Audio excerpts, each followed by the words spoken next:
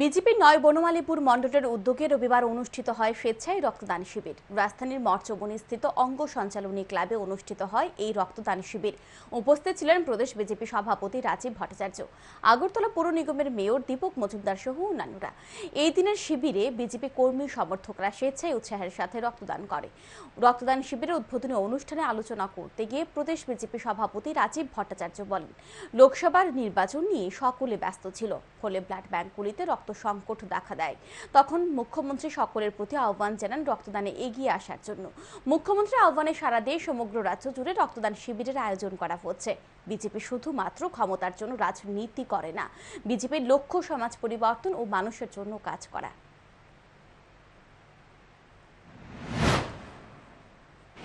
আমাদের উদ্দেশ্য যে ভারতীয় জনতা পার্টি শুধু রাজনীতি করে ক্ষমতার জন্য না, ভারতীয় জনতা পার্টির মূল উদ্দেশ্য হলো সমাজ পরিবর্তন করা এবং মানুষের জন্য কাজ করা। সেই সংকল্প নিয়ে ভারতীয় জনতা পার্টি কাজ করে।